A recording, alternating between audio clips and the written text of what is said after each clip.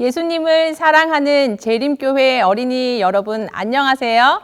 저는 퇴계원교회 어린이 교사 윤시연이에요. 사랑하는 친구들 또 보고 싶은 선생님과 교회에 함께 모여서 안식일을 맞이하지 못한 지가 벌써 몇 주가 지났어요. 하지만 이렇게 영상으로라도 어린이 여러분을 만날 수 있어서 정말 반갑습니다. 지금 우리나라와 세계 곳곳에 퍼져 있는 코로나19 바이러스로 인해 우리가 함께 모이지는 못하지만 각 가정에서 안식일을 기억하여 거룩히 지키는 우리가 되기를 기도합니다. 오늘은 각 반별 교과 진행이 어렵기 때문에 유년 교과로 우리 친구들과 함께 통합 안교 교과를 진행하려고 해요. 자, 그럼 3월 둘째 안식일 어린이 안교 교과를 시작해 볼까요? 먼저 즐거운 찬양으로 하나님께 영광을 돌리는 시간을 갖겠습니다.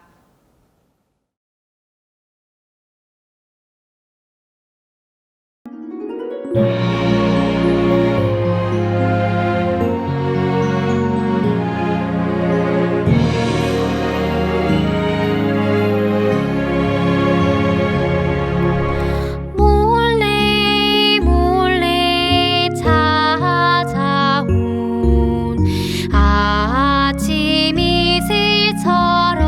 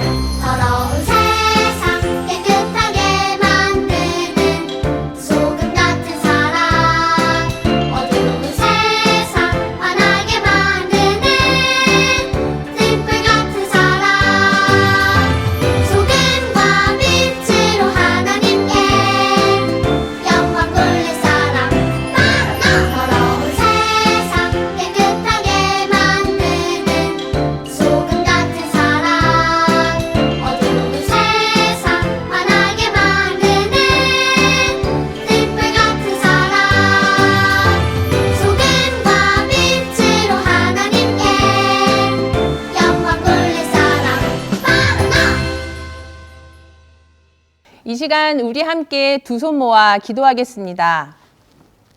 하나님 아버지, 어지러운 세상이지만 우리에게 안식일을 허락하여 주셔서 감사합니다. 이 시간 우리 친구들이 각 가정에서 예수님에 대해 배울 때에 우리 마음에 함께 하셔서 우리가 오늘 배운 예수님을 잘 기억할 수 있도록 도와주세요. 예수님 이름으로 기도드립니다.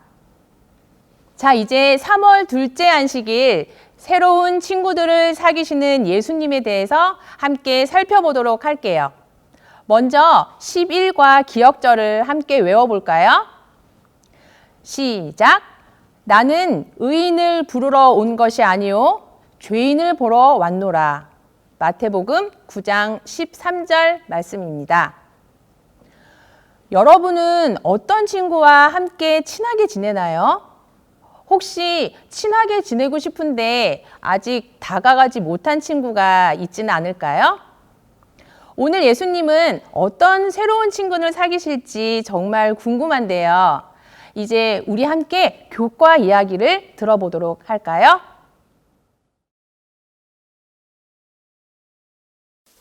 문득 외로움을 느껴본 일이 있어. 아무도 나에게 관심을 갖는 사람이 없다고 느끼는 그런 때 말이요.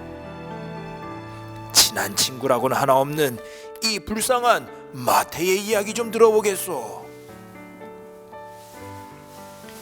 이제 유대를 로마의 식민지로 삼겠노라.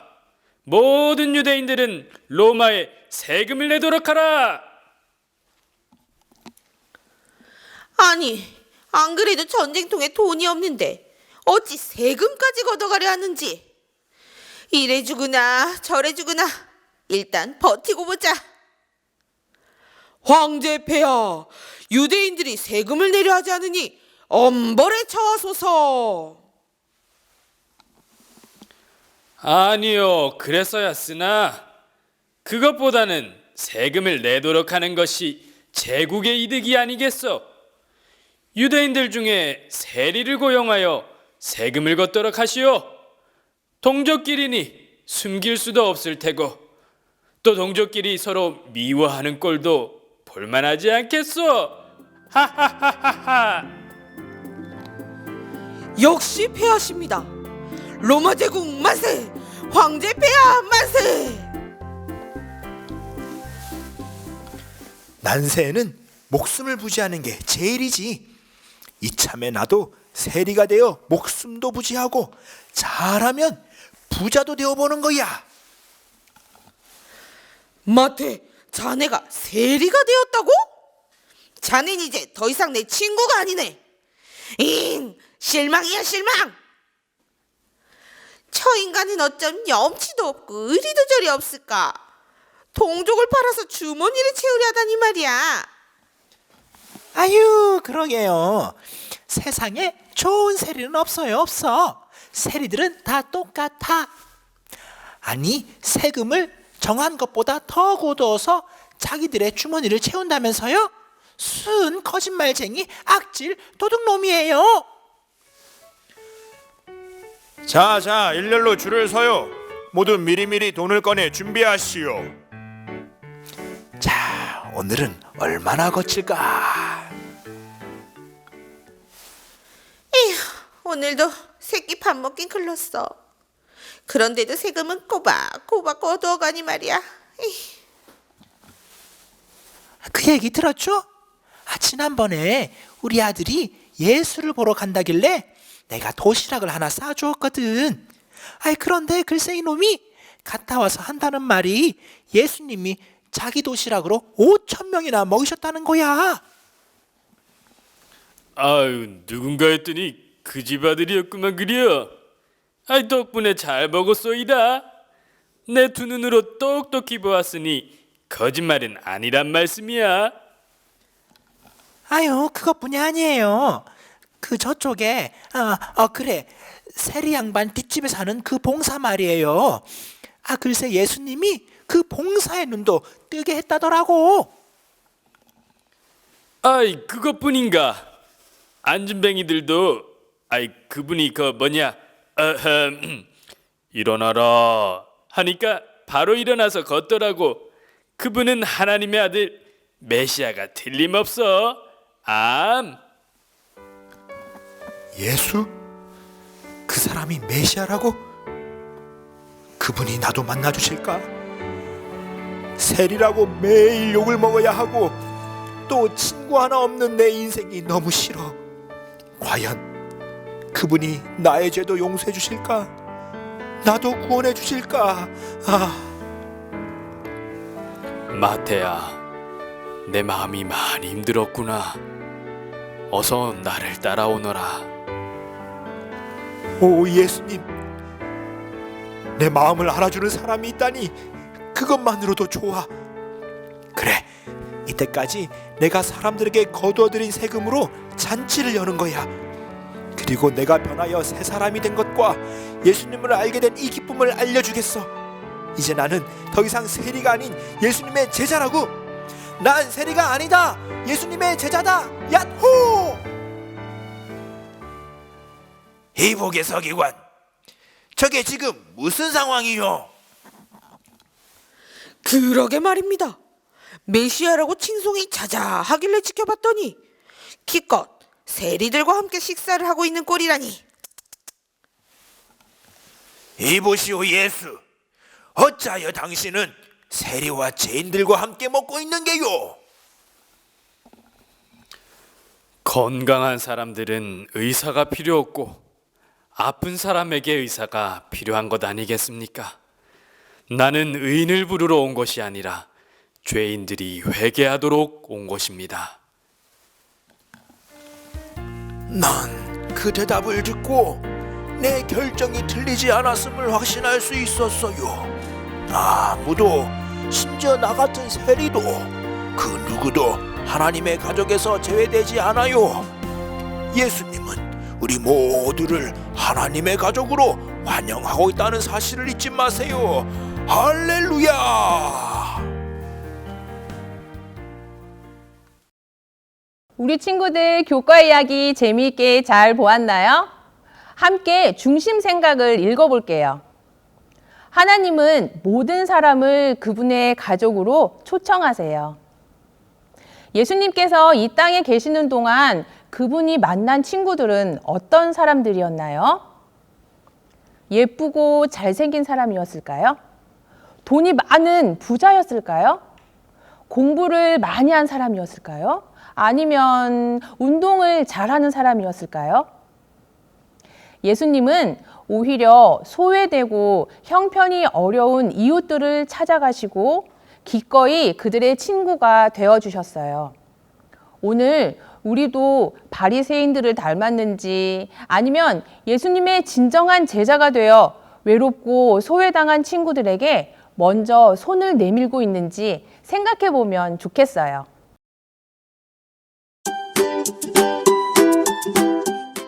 자, 이번에는 배운 말씀을 생각하면서 함께 간단한 만들기 시간을 가져볼까요? 하나님의 사랑이 필요한 친구들에게 우리가 작은 선물을 주면 좋을 것 같아요. 집에 있는 색종이를 이용해서 예쁜 하트 맞대 사탕을 만들어 볼게요. 재료를 말씀드릴게요. 색종이, 그리고 가위, 그리고 예쁜 끈, 접착할 수 있는 풀이나 테이프, 그리고 막대 사탕이에요. 자, 그럼 먼저 종이를 접어볼까요? 색종이를 반으로 우선 접습니다. 그리고 다시 펴주신 다음에 그 접은 중심선을 중심으로 다시 한번 반으로 접어줄게요. 그리고 종이를 이제 뒤집습니다. 그 다음에 그대로 반으로 한번 또 접어줄게요. 다시 펼치신 다음에 산접기를 하는 거예요.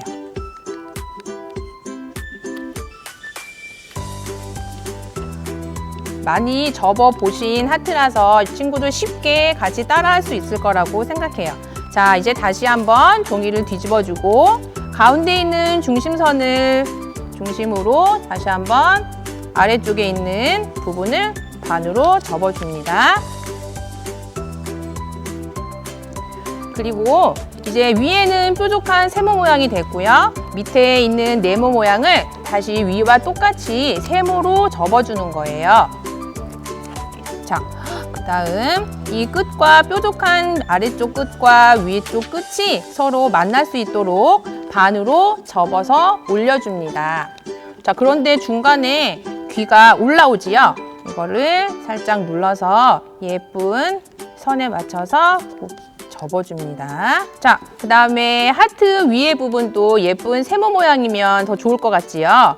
여기 네모 부분을 끝으로 접어서 자, 하트가 되었죠? 이제 이 사이에 우리가 막대사탕을 넣어 볼 건데요. 안쪽을 보시면 한쪽은 중간으로 나눠져 있고 한쪽은 이렇게 주머니가 만들어져 있어요. 자, 이쪽 끝을 조금 가위로 뾰족한 부분을 잘라냅니다. 그 다음에 막대사탕의 빨대 부분을 우리가 낸 구멍 속으로 넣어주는 거예요. 그래서 동글동글 비비면서 사탕을 빼주면 이렇게 하트 속에 쏙 들어간 하트 막대 사탕이 완성됩니다. 자, 이 부분을 고정시켜 주셔서 붙여주시고요. 근데 여기 밑에 사탕 비닐봉지가 조금 보이지요? 예쁜 끈으로 이렇게 돌돌돌돌 감아주시면 아주 예쁘게 마무리가 될 것 같아요. 자, 어때요? 예쁜 하트 막대 사탕이 완성되었어요. 선생님이 여러 개 한번 만들어 봤는데요. 예수님께서 그들에게 먼저 다가가 친구가 되어 주셨듯이 우리도 예수님처럼 사랑이 가득한 마음으로 외롭고 소외당한 친구들에게 다가갈 수 있었으면 좋겠어요. 하지만 우리 혼자서는 하기 어려운 일이에요. 그런데 예수님께서는 우리에게 이렇게 약속해 주셨어요. 마태복음 28장 20절 말씀을 읽어볼게요. 내가 너희에게 분부한 모든 것을 가르쳐 지키게 하라. 볼지어다 내가 세상 끝날까지 너희와 항상 함께 있으리라 하시니라. 예수님께서는 우리와 함께 하시고 우리를 도와주신다고 하셨어요.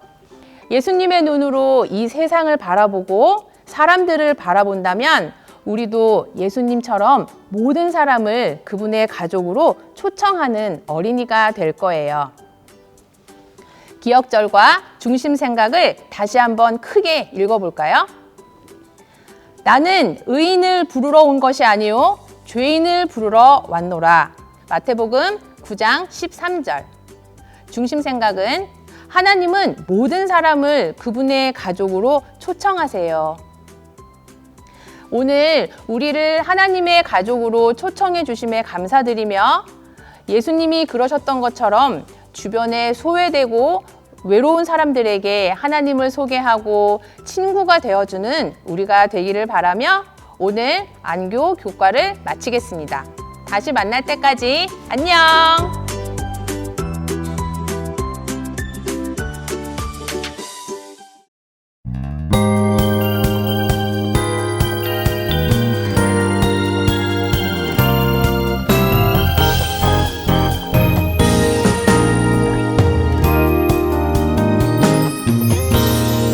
하나님의 눈으로 이 세상을 보아요.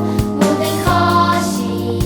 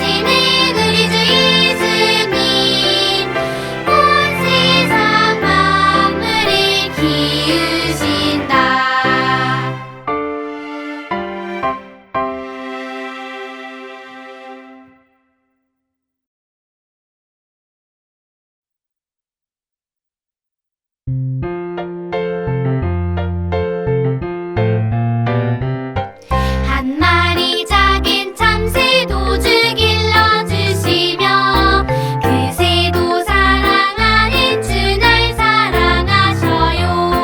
주 날 사랑 나 이제 알겠네. 날 사랑하는 주님을 나 또한 사랑해. 저들의 피는 백합을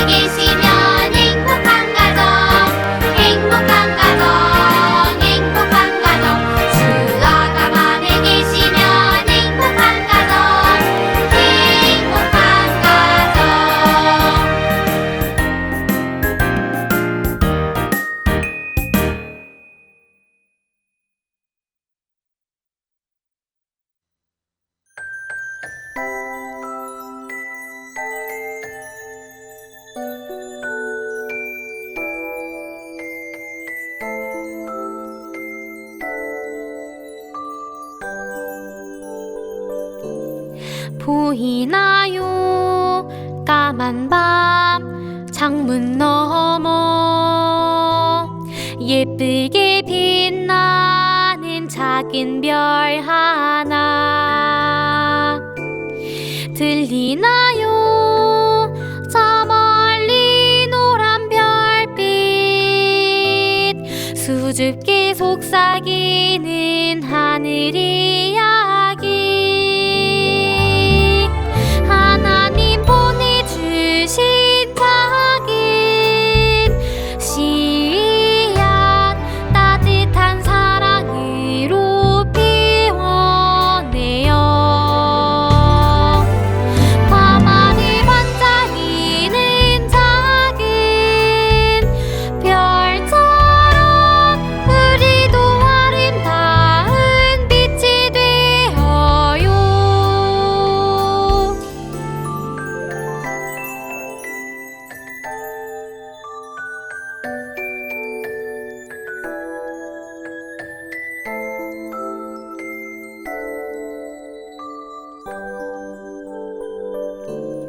보이나요 까만 밤 창문 너머 예쁘게 빛나는 작은 별 하나 들리나요 저 멀리 노란 별빛 수줍게 속삭이는 하늘 이야기 하나님 보내주신 작은 씨앗 따뜻한 사랑으로 피워내요 밤하늘 반짝이는 작은 별처럼 우리도 아름다운 빛이 되어요 하나님 보내주신 작은 씨앗 따뜻한 사랑으로 피워내요 밤하늘 반짝이는 작은 별처럼 우리도 아름다운 빛이 되어요 우리도 아름다운 빛이 되어요.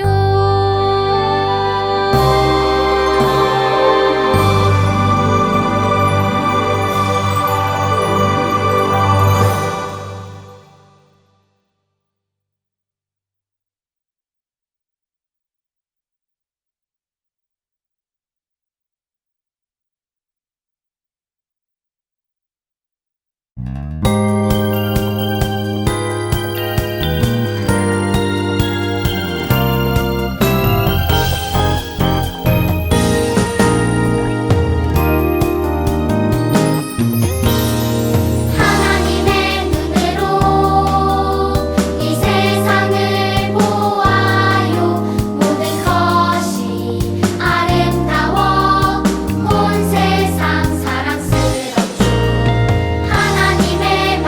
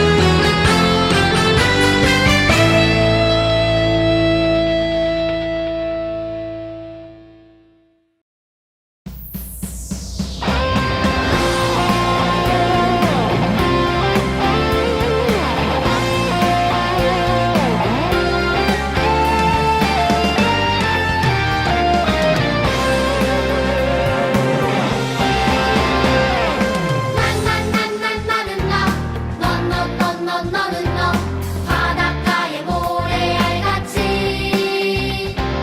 난 나 홀로 뿔뿔이 살지 말라고 예수님이 십자가로 우릴 묶었네 너와 나 우리는 모두 한 가족 우리는 한 가족 하나님의 가족 하나 주고 세워주고 서로 돌보며 우리는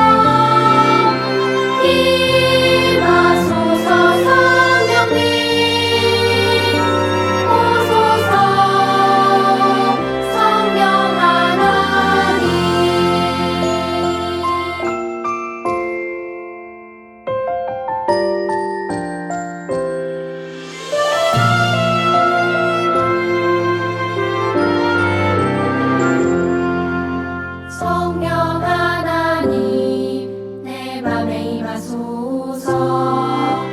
성령 하나님 이곳에 임하소서.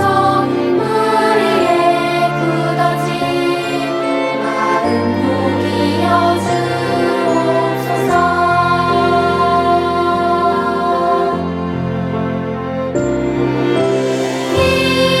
임하소서. 성령님 임하소서. 오소서.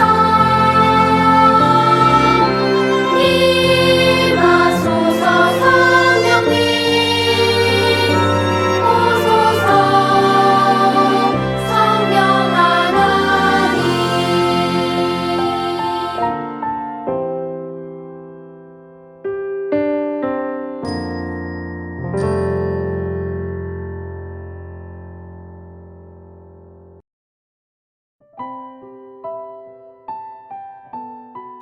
지존자의 은밀한 곳에 거주하며 전능자의 그늘 아래 사는 자여, 나는 여호와를 향하여 말하기를 그는 나의 피난처요 나의 요새요 내가 의뢰하는 하나님이라 하리니. 이는 그가 너를 새 사냥꾼의 올무에서와 심한 전염병에서 건지실 것이미로다. 그가 너를 나의 깃으로 덮으시리니 내가 그의 날개 아래에 피하리로다. 그의 진실함은 방패와 손방패가 되시나니 너는 밤에 찾아오는 공포와 낮에 날아드는 화살과 어두울 때 퍼지는 전염병과 밝을 때 닥쳐오는 재앙을 두려워하지 아니하리로다. 1000명이 내 왼쪽에서 10,000명이 내 오른쪽에서 엎드러지나 이 재앙이 내게 가까이 하지 못하리로다.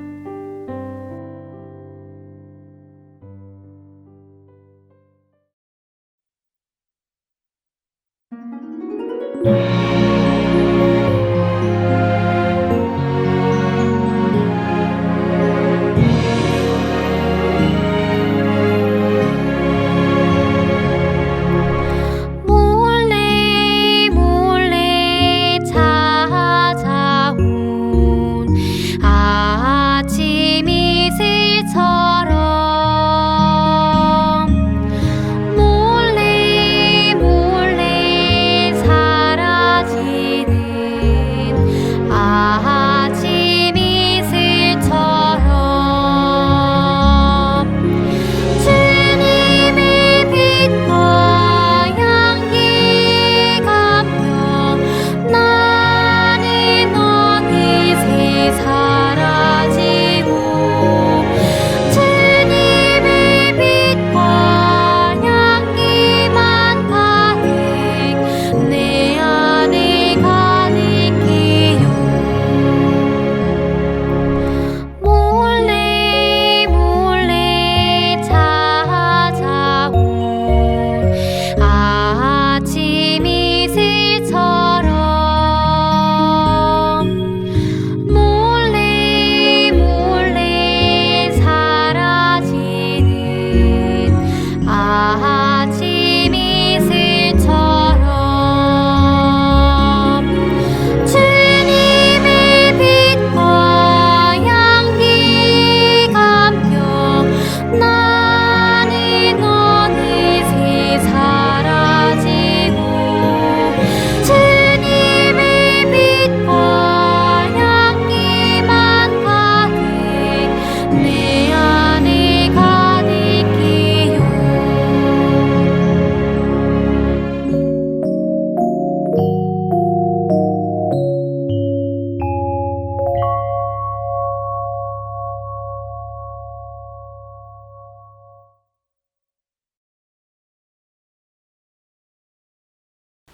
우리의 참된 주 되시는 하나님 아버지, 코로나로 교회가 아닌 방송으로 예배를 드린 지 약 3주 정도가 되었습니다. 얼마나 더 길어질지 불안해지고 주변의 올물과 외출도 쉽지 않은 나날입니다. 이 어려운 시기에 부모님들과 아이들의 신앙이 흔들리지 않을 수 있도록 주님께서 붙들어 주시고 하루빨리 일상으로 돌아와 예배드릴 수 있도록 인도해 주세요. 설교 말씀 시간입니다. 우리의 마음을 열어주셔서 그분의 임재 가운데 들어가 하나님을 만나는 시간 되게 해주세요. 설교 말씀 주시는 목사님께도 함께하여 주셔서 설교 말씀으로 이 위기의 기간에 우리가 무엇을 보며 살아가야 하는지 다시 한번 삶의 목적지를 살펴보고 하나님의 사랑을 깊이 깨달을 수 있는 시간 되게 인도해 주세요. 이 모든 말씀 예수님의 이름으로 간절히 기도드렸습니다. 아멘.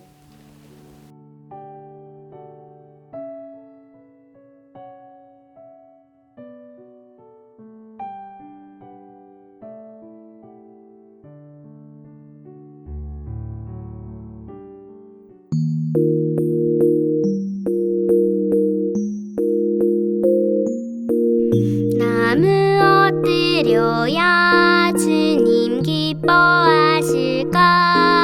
나 무슨 일을 해야 주님 기뻐하실까? 이 땅에 무엇도 기쁨 될 수 없지요. 참 사랑하는 마음 주님 기뻐하지요. 내 작은 마음을 모두 주께 바치미 주 기뻐하시는 좋은 예물이지요. 내 가진 들간을 주님 기뻐하실까? 내 가진 적은 돈 주님 기뻐하실까? 이 땅의 무엇도 모두 주님 것이니 다 주께 바쳐서 주님 위에 쓰지요. 내 작은 마음을 모두 주께 바치미 주 기뻐하시는 좋은 예물이지요.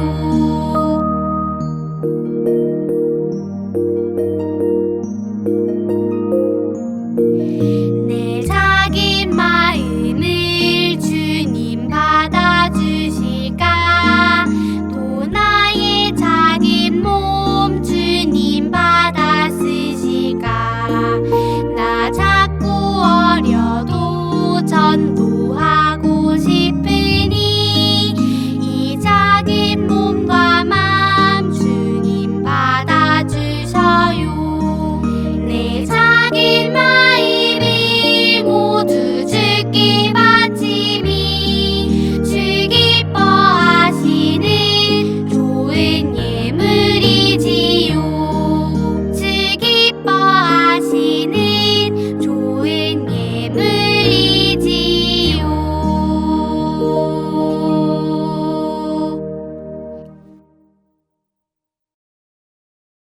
하늘에 계신 아버지, 저희와 함께 해주시고 지켜주셔서 감사합니다. 아버지께서 저희를 지켜주시는 것처럼 저희도 어려운 이웃들을 돕고 싶습니다. 저희가 드리는 헌금이 아버지의 손길이 되어 도움이 꼭 필요한 사람들을 도울 수 있게 인도해 주세요. 어려울 때일수록 저희 마음이 더 너그러워져서 예수님의 사랑을 전할 수 있도록 성령님 도와주세요. 항상 저희 곁에 계심을 감사드리며 예수님 이름으로 기도드립니다. 아멘.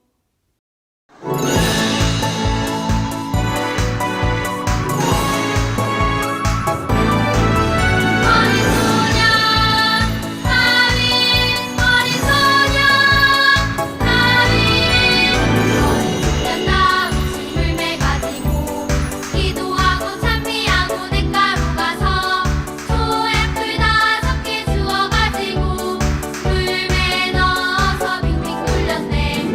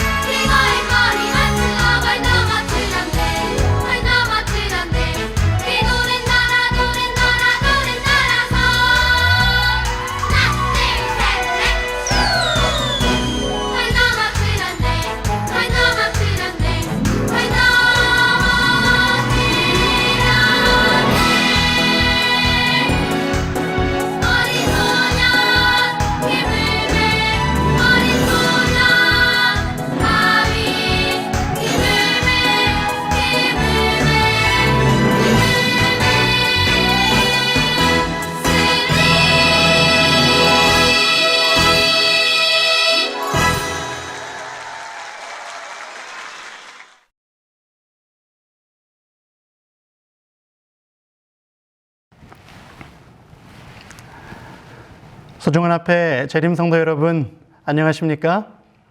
이렇게 행복한 안식일에 인터넷을 통해 여러분들과 함께 예배하게 하신 하나님의 은혜에 정말로 감사드립니다. 이런 특별한 기회를 허락하신 하나님께 감사하고 우리 함께 예배하면서 하나님의 크신 은혜를 마음껏 나누는 그런 좋은 안식이 될 수 있으면 좋겠습니다. 여러분들은 오늘 어디에서 예배하고 계신가요? 대부분의 성도님들께서 그림에서 보이는 것처럼 아마 가족들과 함께 가정에서 예배하고 계실 텐데요. 그림을 한번 자세히 살펴보시기 바랍니다. 가족들이 함께 모여서 예배하고 있는 가운데 특별한 존재가 함께하고 있는 것을 확인하실 수 있을 것입니다. 누구일까요? 네, 바로 어린아이의 어깨 위에 살포시 손을 얹고 계신 예수님이십니다. 이 그림은 네이선 그린이라고 하는 미국인 재림교인 화가가 그린 Family Worship, 가족 예배라는 제목의 그림입니다. 비록 우리가 이 시간 교회에서 함께 모여 예배할 수는 없지만 우리 가족들이 함께 둘러앉아 예배드리고 있는 그 자리에 우리 눈에 보이지 않을지라도 예수님께서 함께하고 계심을 기억하면서 그 예수님과 함께함으로 행복한 안식일 그리고 행복한 예배의 시간 함께 나눌 수 있게 되기를 간절히 바랍니다. 사진 한 장을 더 보여드리겠습니다. 이곳이 어디인지 아시겠습니까? 이 사진은 전라남도 광양에 있는 매화마을에 이미 만개한 매화꽃의 사진입니다. 보기만 해도 너무나 아름답지요? 우리도 저기에 갈 수 있으면 참 좋겠다라는 생각이 들기도 하지요. 지난 일요일 집에만 있는 것이 너무나 답답해서 가족들과 함께 동네 앞 천변을 산책했습니다. 산책을 하면서 둘러보니 곳곳에 심겨져 있는 벚나무에는 벌써 벚꽃 꽃봉오리가 올라오고 있었고 길가에 축 늘어져 있는 개나리꽃들은 그 노란빛을 서서히 드러내 보이고 있었습니다. 코로나19로 인해 매일같이 들려오고 있는 안타까운 소식들, 두려운 소식들로 인해 우리 삶의 작은 행복들을 송두리째 빼앗겨 버린 것 같은 50여일을 보내고 있었지만 그래도 봄은 소리 없이 그러나 생각보다 가까이 우리 가운데 다가오고 있었습니다. 사랑하는 믿음의 가족 여러분, 예수님의 오심도 분명 그러하실 것입니다. 히브리서 10장 37절의 말씀은 우리에게 이렇게 이야기하고 있습니다. 잠시 잠깐 후면 오시리가 오시리니 지체하지 아니하시리라. 아멘. 잠시 잠깐 후면 오시겠다 말씀하신 예수님께서는 분명히 오실 것입니다. 물론 성경에 기록된 것처럼 하나님의 잠깐이라는 시간과 우리가 이해하고 있는 이 잠깐이라는 시간의 차이가 존재함으로 인해 우리가 느끼는 그 기다림의 시기가 너무 길게 느껴질 수도 있고 너무 지루하게 느껴질 수도 있지만 분명 거짓이 없으신 예수님께서 약속하셨으므로 그 예수님은 다시 오실 것입니다. 어쩌면 생각보다 더 빨리 우리에게 오시지 않을까라는 생각을 요즘 더 많이 해보게 됩니다. 지난 몇 주간 아마 여러분들께서 이와 관련된 설교를 다른 어느 때보다 많이 들으셨으리라 생각이 됩니다. 예수님의 재림의 징조에 관한 설교들, 그 징조들을 통해 보게 되는 예수님의 재림의 임박성, 이 모든 것들에 대한 설교를 제가 다시 반복하여 언급하지 않아도 여러분들께서 이미 잘 듣고 이해하고 계시리라 생각이 됩니다. 또한 우리는 요즘 교과 공부 시간을 통해 다니엘서를 연구하고 있습니다. 다니엘서에 기록되어 있는 하나님께서 말씀하신 그 예언들이 하나하나 이루어져가는 모든 과정들을 살펴보면서 하나님께서 성경에 기록하신 모든 말씀들은 분명히 하나도 틀림없이 이루어져 갈 것이라는 확신을 우리는 갖게 됩니다.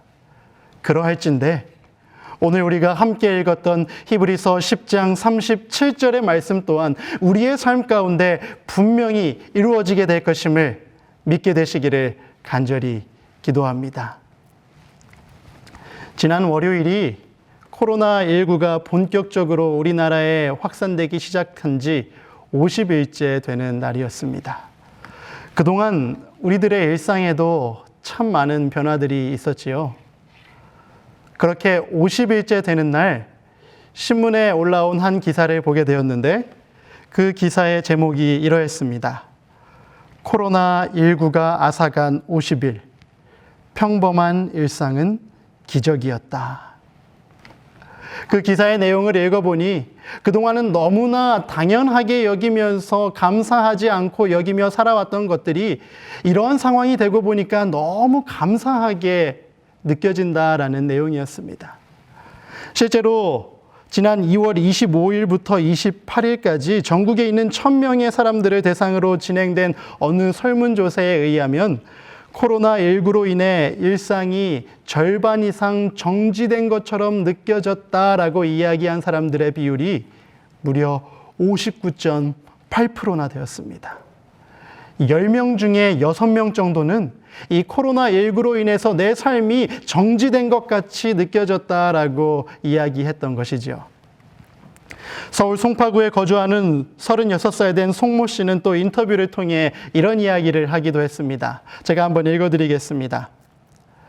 놀거리 대안이 없을 때 찾았던 영화관, 별 생각 없이 돌아다녔던 아이쇼핑, 하다못해 대중교통과 택시 이용까지 평범했던 일상이 정말 그립네요.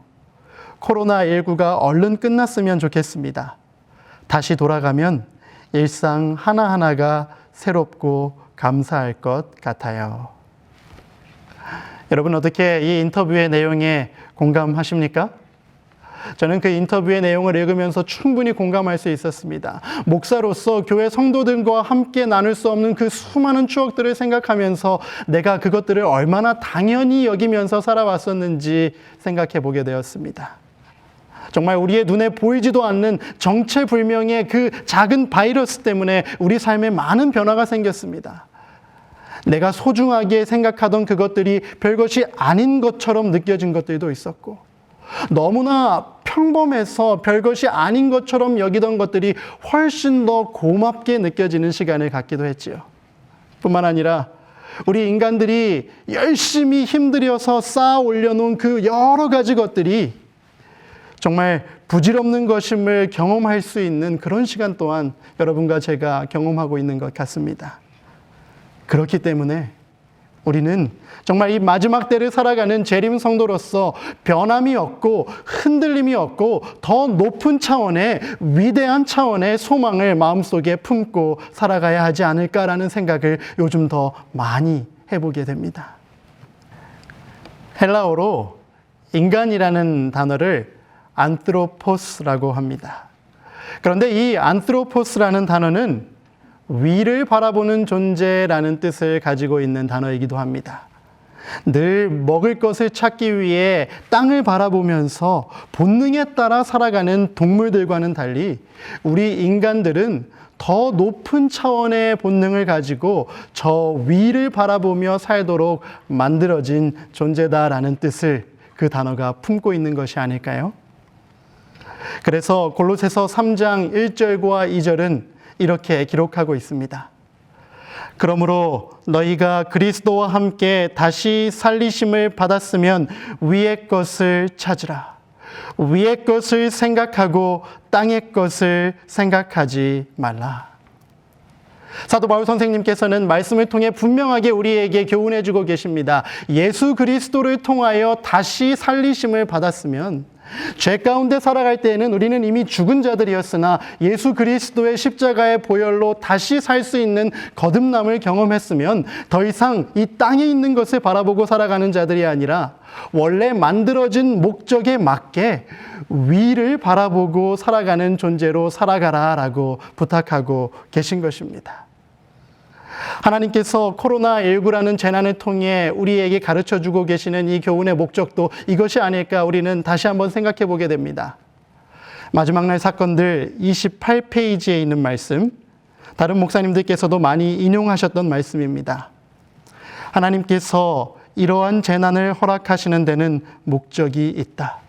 그것은 남녀들로 제정신이 들도록 하시는 한 가지 방편이다. 선지자는 우리에게 분명히 이야기하고 계십니다. 하나님께서는 이러한 재난을 우리에게 허락하신다고요. 그 허락하심의 목적이 바로 우리로 하여금 더 이상 아래 것들만 바라보고 살아가는 자들이 아니라 하나님께서 애초에 우리를 만드셨던 그 목적에 따라 저 위를 바라보고 살아가는 자들로서 정신 차리라고, 제정신이 들도록 하시는 한 가지 방편이다라고 이야기하고 있지 않습니까? 우리로 하여금 정신 차리고 다시 하나님과 눈 마주치며 살라라고 교훈하시기 위해 이러한 일들을 허락하시는 것이다라고 말씀하셨습니다. 이러한 하나님의 목적을 우리가 알고 있다면, 그러한 하나님의 사랑의 마음을 우리가 이해하고 있다면 우리의 소망은 분명 달라야 합니다. 잠깐 있다가 사라지게 될 이 땅에 우리의 소망을 다 두고 살아가는 것이 아니라 구원받은 백성으로서 하나님과 영원히 함께 살게 될 저 위에 있는 하나님의 나라에 우리의 소망을 두고 살아야 한다는 것이지요. 그러한 나라를 선물로 주시기 위하여, 그러한 소망을 우리에게 선물로 주시기 위하여 오신 분이 바로 예수님이십니다. 마태복음 4장 23절의 말씀에 의하면 예수님께서 이 땅에 오신 이유는 바로 우리에게 천국을 선물로 주시기 위함이었습니다. 말씀을 읽어드리겠습니다. 예수께서 온 갈릴리에 두루다니사 그들의 회당에서 가르치시며 천국 복음을 전파하시며 백성 중에 모든 병과 모든 약한 것을 고치시니. 예수님께서 이 땅에 오셔서 어떤 복음을 전파하셨다라고 설명하고 있지요? 네, 바로 천국 복음을 전파하셨다라고 말씀하고 계십니다.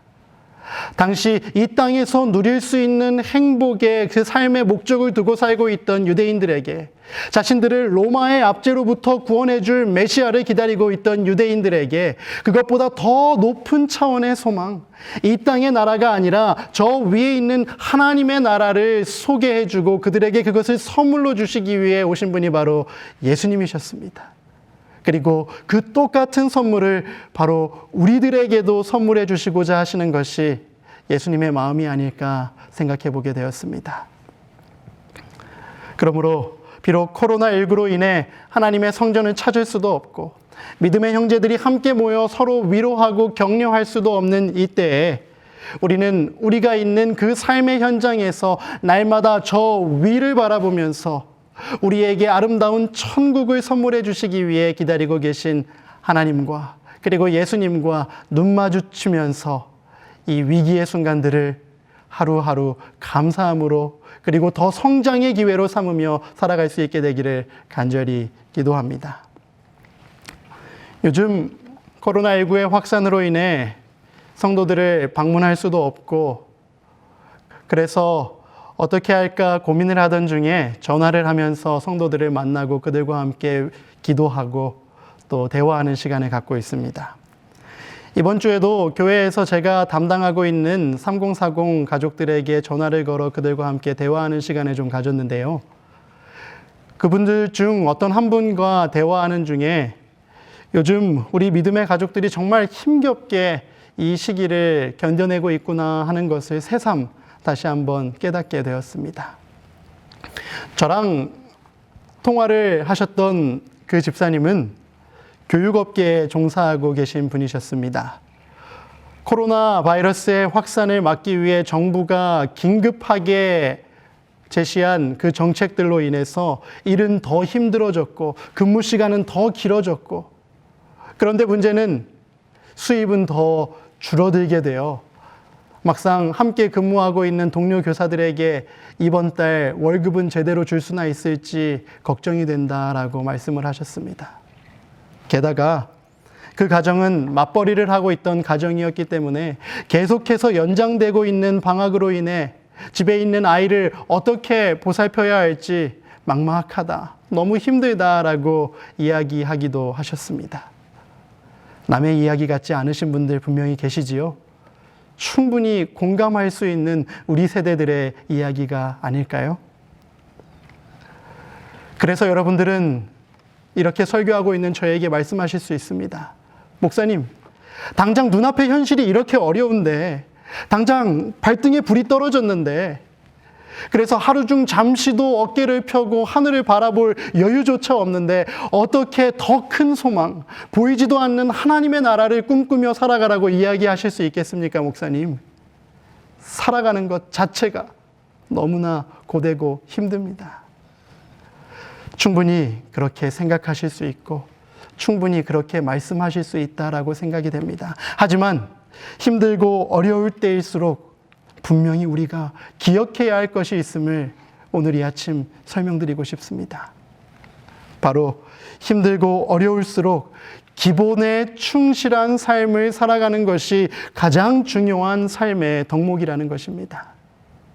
실제로 전문가들은 수험생들이나 또 운동선수들이나 사업을 경영하는 사업가들에게 어떠한 위기가 닥쳤을 때, 어떤 어려움이 닥쳤을 때 자꾸 편법을 써서 그것을 해결하려고 하지 말고 기본으로 돌아가서 그 기본을 탄탄히 함으로 그 위기의 순간을 극복하기 위해 준비하라라고 조언합니다. 지금 당장은 힘들 수 있지만 그 기본을 탄탄히 하는 것이 더 멀리 내다보았을 때 성공을 위한 보다 가치 있는 투자가 된다라는 조언을 주는 것이지요.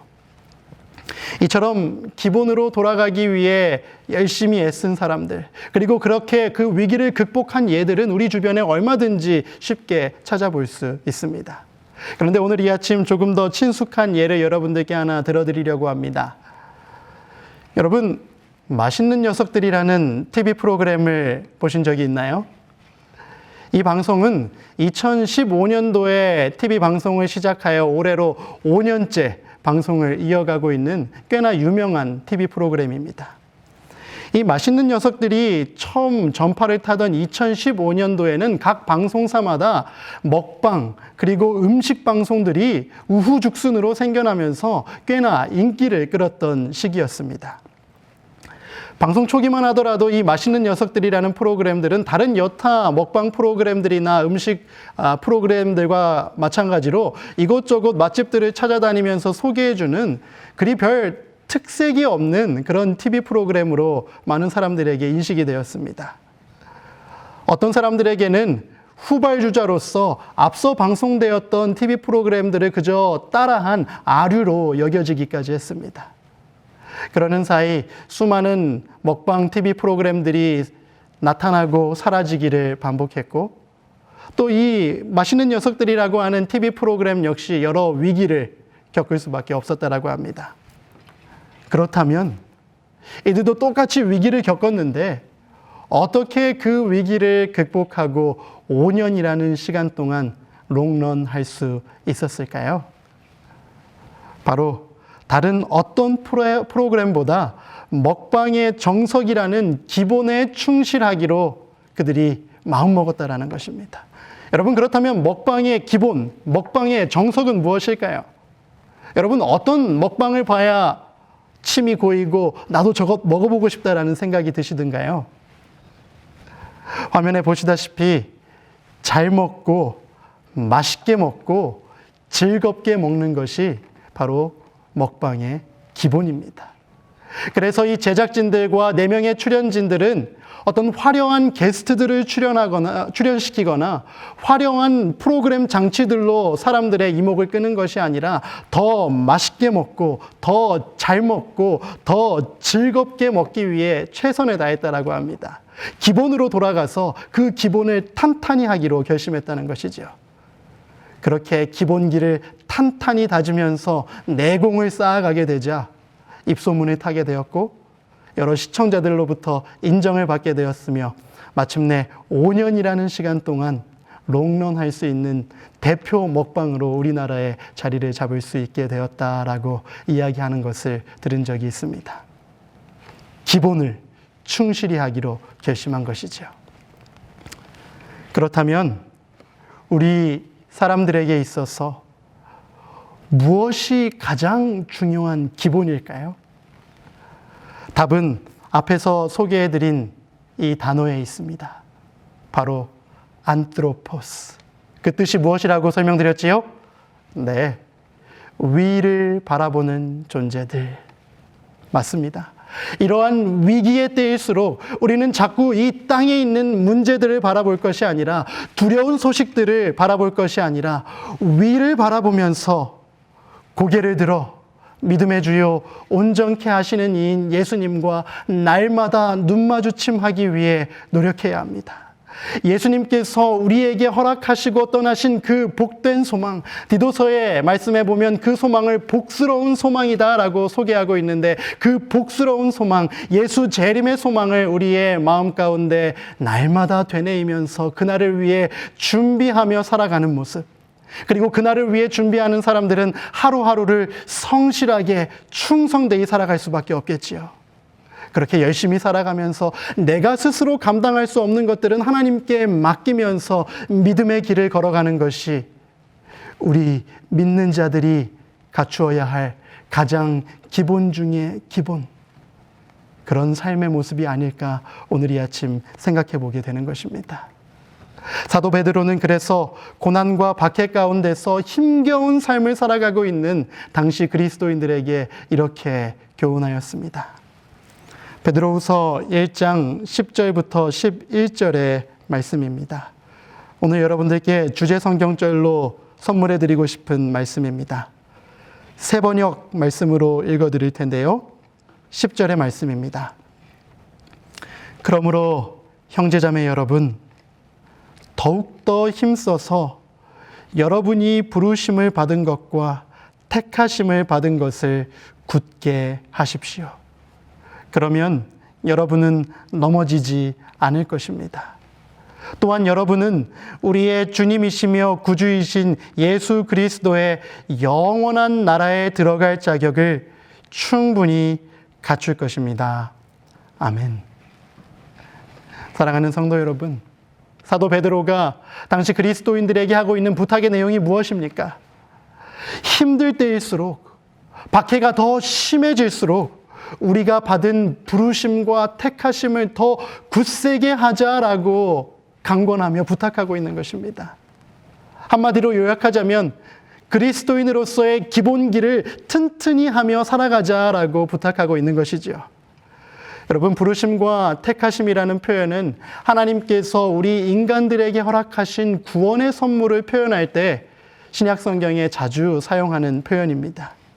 하나님께서 예수 그리스도의 십자가를 통해서 우리에게 허락하신 그 구원의 선물, 그리고 그 구원의 선물이 완전하게 그 결말을 보게 될 재림의 날, 이것들을 향한 우리의 믿음을 날마다 굳게 하며 살아가라는 부탁인 것입니다. 그래야 말씀에 기록된 것처럼 넘어지지 않을 수 있습니다. 그래야 말씀에 기록된 것처럼 영원한 나라에 무사히 들어갈 수 있는 것입니다.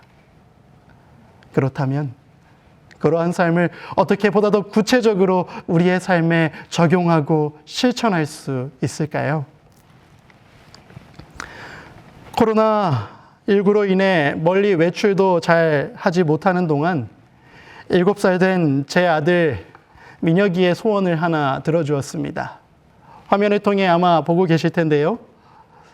얼마 전 보조바퀴를 뗀 두발 자전거를 스스로 마스터할 수 있도록 도와준 것입니다.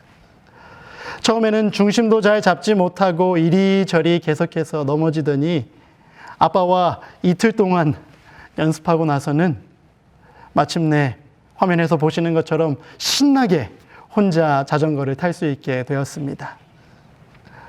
그렇다면 여러분, 자전거가 이리저리 흔들리거나 넘어지지 않고 계속해서 앞으로 나아갈 수 있는 비결은 무엇일까요?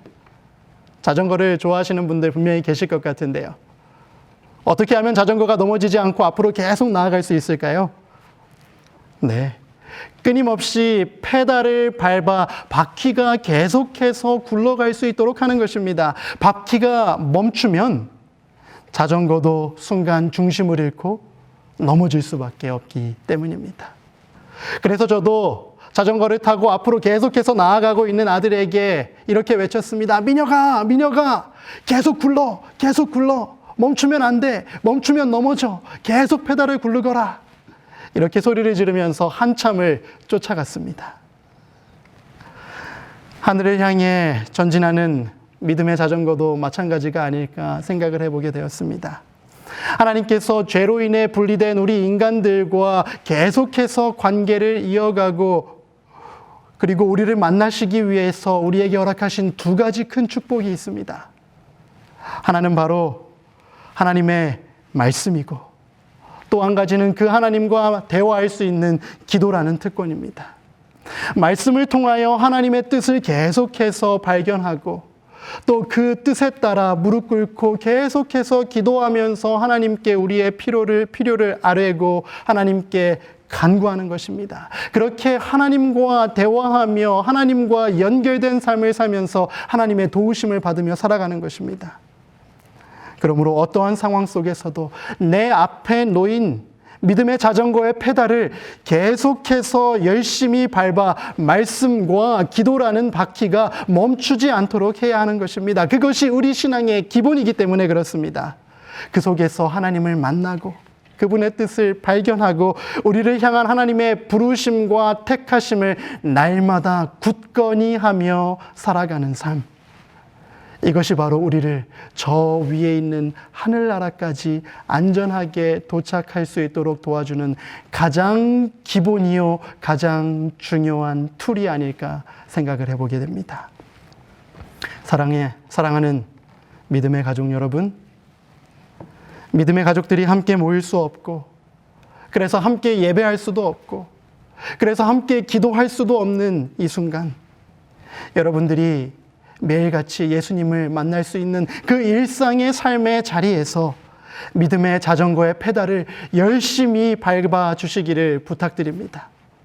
여러분들만 열심히 밟을 것이 아니라 여러분들 옆에 지금 함께 앉아있는 여러분들의 사랑하는 자녀들에게도 그 페달을 열심히 밟는 법을 가르쳐 주시기를 바랍니다. 모두가 땅의 일에 집중하며 일상의 모든 일이 다 위축되어 있는 이 순간 우리만큼은 하늘을 바라보며 이 위기의 순간을 극복해 나갈 수 있기를 간절히 기도합니다. 그래서 언젠가 이 코로나19라는 바이러스 폭풍이 다 지나가고 하나님의 백성들이 하나님의 전에 다시 모이게 되었을 때 이전보다 훨씬 더 굳건해진 믿음으로 하나님의 교회를 든든히 세우고 하나님의 나라를 이 땅에 임할 수 있도록 하는 위대한 하나님의 백성들로 살아갈 수 있게 되기를 오늘의 아침 주님의 이름으로 간절히 기원합니다. 얼마 전 기생충이라는 영화가 아카데미 시상식에서 사관왕을 차지하면서 많은 사람들의 이목을 집중시켰습니다. 그런데 요즘 이 영화 속에 등장하는 이 짧은 대사 하나가 많은 사람들에게 인기를 끌고 있다는 소식을 들었습니다. 저는 아직 이 영화를 보지 못해서 어떠한 상황 속에서 이 대사가 소개되었는지 잘 알지 못하지만 어쨌든 이 대사가 많이 회자되고 있는 것을 듣기는 해보았습니다. 여러분들은 그 대사가 무엇인지 잘 아시겠지요? 바로 이런 대사입니다. 아무개야, 너는 계획이 다 있구나. 이런 대사였습니다. 여러분은 요즘 세상에 돌아가는 모습을 보며 어떤 생각을 하십니까? 땅이 갈라지고 화산이 폭발을 하고 큰 태풍이 휘몰아치고 이 두려운 바이러스가 온 세상을 뒤덮고 있는 이러한 때에 두려움을 갖고 위축되는 것, 그것은 누구나 다 하는 생각입니다. 그러나 소망의 백성으로 부름받은 우리들은 성경에 기록되어 있는 이 예언들이 하나하나 성취되어 가고 있는 모습들을 바라보면서 조금 다르게 생각해야 하지 않을까요? 조금 전에 소개해드린 그 유명한 영화의 대사를 빌려보자면, 그래, 하나님께는 다 계획이 있으시구나. 나는 두렵고 그래서 나는 도망가고 싶고 숨고 싶고 걱정되고, 하지만 그럴 필요가 없겠구나. 하나님께는 다 계획이 있으시구나. 그분만 꼭 붙잡고 있으면 되겠구나라는 생각을 날마다 여러분 마음속에 되뇌이시게 되기를 간절히 바랍니다. 아까 소개해드린 그 믿음의 두 바퀴, 말씀과 기도의 삶을 날마다 부지런히 이어가심으로 말미암아 후회하심이 없는 하나님의 부르심과 택하심을 날마다 여러분의 삶 가운데서 굳건히 하며 살아가실 수 있게 되기를 간절히 기도합니다. 초기문집 58쪽 환난의 때를 위한 의무라는 단락에 이런 소중한 말씀이 있어서 여러분들께 소개해 드리려고 합니다. 자세히 한번 살펴보시기 바랍니다. 나의 사랑하는 형제 자매들이여, 하나님의 계명과 예수 그리스도의 증거를 끊임없이 생각하라. 그렇게 함으로 세상적인 생각과 염려를 그대들의 마음속에서 몰아내도록 하라. 그대들이 누울 때나 일어설 때에도 그것들을 명상하라. 인자의 오심에 전적으로 마음을 두고 생활하라. 지금은 바로 우리의 부르심과 택하심을 굳게 할 때이다. 아멘. 하나님으로부터 택함받은 선지자는 마지막 때, 환난의 때를 살아가게 될 하나님의 백성들에게 이렇게 부탁하고 있는 것입니다. 하나님의 계명과 예수 그리스도의 증거를 끊임없이 생각하라는 것입니다. 이것이 바로 남은 자손의 특징이겠지요. 그것들을 마음속에 깊이 생각하고 그렇게 함으로 세상적인 생각과 염려들을 몰아내라라고 이야기합니다. 세상의 염려들을 마음속에서 몰아내고 위를 바라보는 삶을 살아가라 우리에게 부탁하시는 것이지요. 인자의 오심에 전적으로 마음을 두고 생활하라. 왜냐하면 지금은 바로 우리의 부르심과 택하심을 굳게 할 때이기 때문이다 라고 설명해 주고 계십니다. 사랑하는 믿음의 형제자매 여러분, 지금은 시기가 이렇다고 하여 믿음으로 위축되거나 뒤로 물러날 때가 아닙니다. 오히려 더 우리의 믿음을 굳게 해야 할 때인 것을 기억하시며 우리의 믿음의 기본기를 더 탄탄히 함으로 하나님 가까이 나아가는 저와 여러분이 될 수 있게 되기를 이 아침 다시 한번 간절히 부탁드립니다. 이제 말씀을 마치면서 제가 좋아하는 찬양 하나를 소개해 드리려고 합니다. 오래전에 발매된 예찬마을이라고 하는 찬양 음반 제 3집에 수록되어 있는 곡인데요. 그 제목은 바로 친구야 하늘을 보자꾸나입니다. 아마 30대 후반 이상 되신 분들은 이 찬양을 기억하실 줄로 생각이 됩니다. 한 소절 잠깐 불러보자면, 친구야 하늘을 보자꾸나, 슬픈 눈물이 두 눈앞에 어릴 때, 이렇게 시작되는 찬양입니다. 이제 좀 기억이 나시나요? 그 찬양의 가사 중 일부를 여러분들께 잠시 소개하면 이렇습니다. 친구야 하늘을 보자꾸나, 언제나 변함없는 그곳을. 친구야 하늘을 보자꾸나, 밤이면 반짝이는 별들을. 세상의 허망한 욕심들, 힘겹게 살아온 순간들, 이제는 우리의 눈을 들어 나의 친구야 푸른 하늘을 보자꾸나. 친구야 하늘을 보자꾸나, 이 세상의 모든 것이 변해도 영원히 변치 않는 하늘을, 영원히 변치 않는 그분을. 요즘 이 찬양이 자꾸 제 마음속에 떠오릅니다. 그래서 오늘 말씀의 제목도 친구야 하늘을 보자꾸나 라고 정해 보았습니다. 하늘 가는 길동무 여러분, 믿음 안에서 한 가족 되고 한 친구 된 서중한 앞에 가족 여러분, 오늘도 영원히 변치 않는 아버지 하나님께서 우리를 기다리고 계신 저 위를 바라보며 살지 않으시겠습니까? 저 하늘에 우리를 위해 준비된 이 세상의 것들과 비교할 수 없는 훨씬 더 고상하고 아름답고 위대한 소망으로 여러분 모두를 초청합니다. 삶의 어떠한 위기 속에서도 하나님께서 우리에게 허락하신 그 거룩한 초청에 기쁜 마음으로 네 하고 응답할 수 있는 우리 모두가 되기를 바라면서 오늘 이 아침 말씀을 마치도록 하겠습니다.